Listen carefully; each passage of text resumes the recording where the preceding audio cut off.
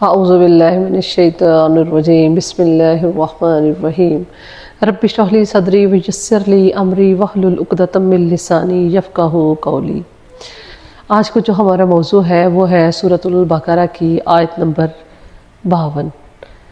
اللہ پاک قرآن پاک میں ارشاد فرماتے ہیں ثم عفونا عنکم من بعد ذلک لعلکم تشکرون۔ ثم پھر عفونا ہم نے معاف کیا عنکم تم کو من بعد ذالک اس کے بعد لعلکم تشکرون تاکہ تم شکر گزار بندے بن جاؤ۔ یہاں پر جو ذکر ہے وہ بنی اسرائیل کا چل رہا ہے کہ کس طرح سے اللہ رب العزت نے بنی اسرائیل کو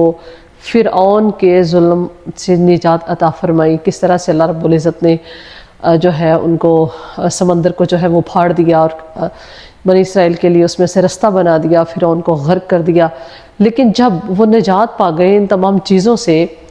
اور وہ پرسکون ہو گئے تو پھر انہوں نے اللہ رب العزت کی نافرمانی جو ہے وہ شروع کر دی اور انہوں نے دوبارہ سے بچھڑے کی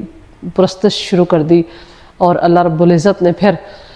جو ہے وہ ان کو سزا کے طور پر اگلی آیت مبارکہ میں ہم دیکھیں گے کہ اللہ رب العزت نے ان کو سزا دی، اور پھر اللہ پاک کہتے ہیں کہ میں نے تم کو معاف کر دیا۔ کس لیے معاف کیا؟ لعلکم تشکرون تاکہ تم شکر گزار بندے بن جاؤ۔ جب انسان شکر گزاری کرتا ہے کسی ہستی کی، کسی جاننے والے کی، یا اب پر جو بھی احسان کرتا ہے تو ہمارے اندر ایک شکر گزاری کا جذبہ پیدا ہوتا ہے۔ وہ شکر گزاری جو ہے وہ ہمیں برائیوں سے روکتی ہے، ان کے ہم کہتے ہیں کہ اچھا بھئی اس نے تو ہمیں معاف کر دیا، اس نے ہمارے ساتھ بھلائی کی تو ہم اس کے ساتھ دوبارہ سے برا نہیں کریں گے۔ تو یہی صورتحال جو ہے وہ اللہ رب العزت کے ساتھ بھی ہے کہ اللہ پاک پھر ہمیں معاف کرتے ہیں تو ہمارے اندر ایک شکر گزاری کا جذبہ پیدا ہونا چاہیے، تاکہ ہمیں پتہ چلے کہ اللہ نے ہمارے پچھلے گناہ پر ہمیں معاف کر دیا تھا اور دوبارہ سے اللہ نے ہمیں نیکی کی توفیق عطا فرمائی تو ہم دوبارہ سے گناہوں کی طرف نہ جائیں۔ انسان کی توبہ، کسی نے پوچھا کہ انسان کی توبہ جو ہے وہ کیسے پتہ چلے کہ قبول ہوتی ہے؟ تو ایک بزرگ تھے، انہوں نے کہا کہ توبہ کی توفیق ہی تب ملتی ہے جب اللہ رب العزت جو ہے وہ آپ کے پچھلے گناہ معاف کر دیتے ہیں، تبھی آپ کو توبہ کی توفیق دیتے ہیں۔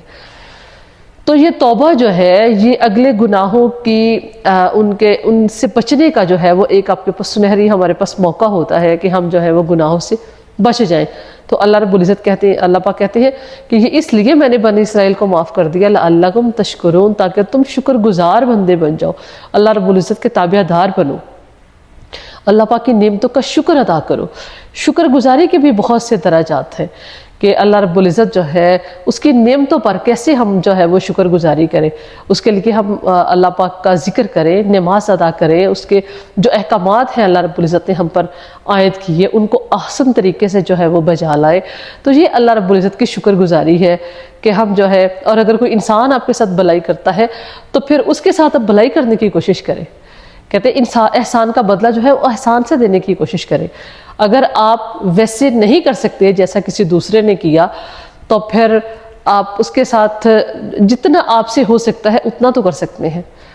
اگر آپ مالی مدد نہیں کر سکتے تو پھر آپ اچھے اخلاق کے ساتھ اس سے پیش آئیں۔ اچھے اخلاق جو ہے یہ بھی احسان اتارنے کا بہت اچھا ایک ذریعہ ہے۔ تو اللہ رب العزت جو ہے انہوں نے کہ اللہ پاک کے بے شمار انعامات تھے بنی اسرائیل پر، اللہ نے بار بار انہیں معاف کیا،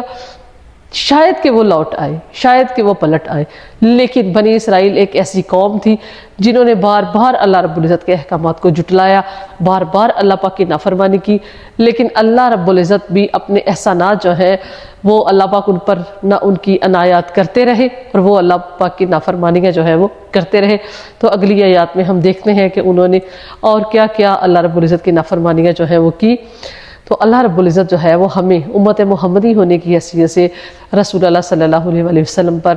کی سنت پر، آپ صلی اللہ علیہ وسلم کی اسوہ حسنہ پر عمل کرنے کی توفیق عطا فرمائے اور اللہ کے دین کو پھیلانے والا بنائے، اللہ کے دین پر عمل کرنے والا بنائے۔ اللہ پاک مجھ پر، آپ پر، ہم سب پر اپنے رحمتوں کا نزول کرے۔ وما علینا الا البلاغ۔